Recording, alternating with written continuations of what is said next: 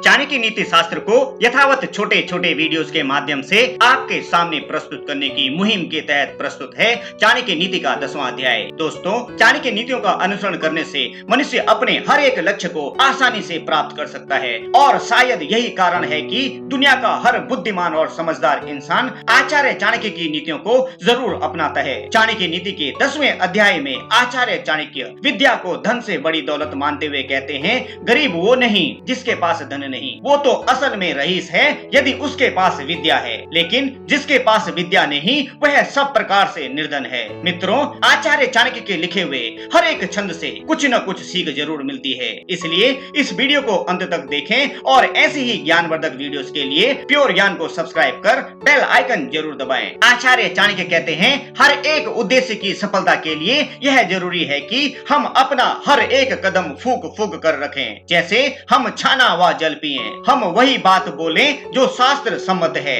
हम वही काम करें जिसके बारे में हम सावधानी पूर्वक सोच चुके हैं। मित्रों, यह कहावत 100% सच है कि कुछ पाने के लिए कुछ खोना पड़ता है। आचार्य चाणक्य कहते हैं, जिसे अपनी इंद्रियों की संतुष्टि चाहिए वह विद्या अर्जन करने के सभी विचार भूल जाए, और जिसे ज्ञान चाहिए वह अपनी इंद्रियों की संतुष्टि भूल जाए। जो इंद्रिय विषयों में लगा रहता है उसे ज्ञान कैसा, और जिसे ज्ञान है वह व्यर्थ की इंद्रिय तुष्टि में लगा रहे, यह संभव नहीं। कल्पना शक्ति व स्वाभाविक कर्म की प्रवृत्ति की चर्चा करते हुए आचार्य चाणक्य कहते हैं, वह क्या है जो कवि की कल्पना में नहीं आ सकता, वह कौन सी बात है जिसे करने में औरत सक्षम नहीं, ऐसी कौन सी बकवास है जो मदरा पिया हुआ आदमी नहीं करता, ऐसा क्या है जो कौवा नहीं खाता। भाग्य की चर्चा करते हुए आचार्य चाणक्य कहते हैं, नियति एक भिखारी को राजा और राजा को भिखारी बना सकती है, वह पलक झपकते ही एक अमीर आदमी को गरीब और गरीब को अमीर बना सकती है। चाणक्य बुद्धि कहती है,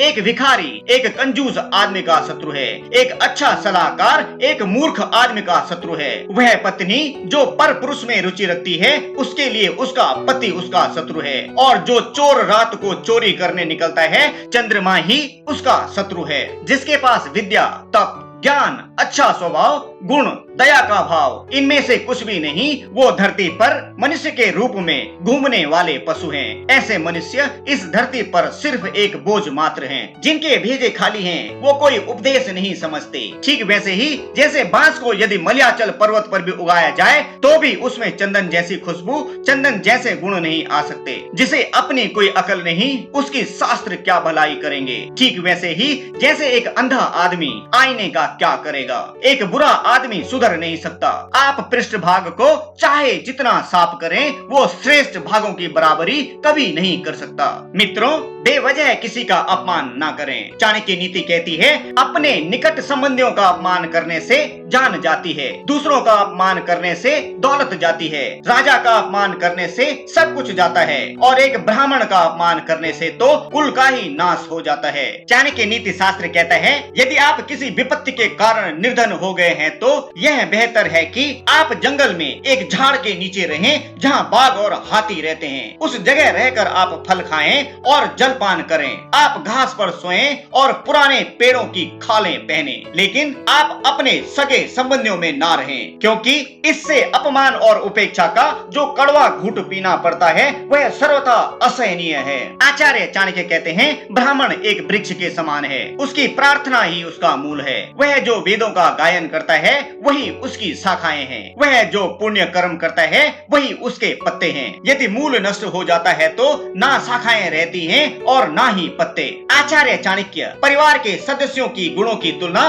भगवान से करते हुए कहते हैं, लक्ष्मी मेरी माता है, विष्णु मेरे पिता हैं, वैष्णव जन मेरे सगे संबंधी हैं, और तीनों लोग मेरा देश हैं। रात्रि के समय कितने ही प्रकार के पंछी वृक्ष पर विश्राम करते हैं और भोर होते ही दसों दिशाओं में उड़ जाते हैं। ठीक ऐसा आचरण ही हमें भी करना चाहिए। हम क्यों भला दुख करें यदि हमारे अपने हमें छोड़कर चले गए। विद्या का महत्व बताते हुए आचार्य चाणक्य कहते हैं, जिसके पास विद्या है वह शक्तिशाली है, निर्बुद्ध पुरुष के पास क्या शक्ति हो सकती है। बुद्धि के बल से एक छोटा सा खरगोश भी चतुराई से मदमस्त हाथी को तालाब में गिरा देता है। आचार्य चाणक्य शक्ति की चर्चा करते हुए बताते हैं, साधारण भोजन से आटे में 10 गुना शक्ति है, आटे से 10 गुनी शक्ति दूध में है, दूध से भी 10 गुनी शक्ति मांस में तथा मांस से भी 10 गुनी शक्ति घी में है। अर्थात स्वास्थ्य के लिए घी सबसे अधिक लाभदायक है। ईश्वर की शक्ति का वर्णन करते हुए चाणक्य कहते हैं,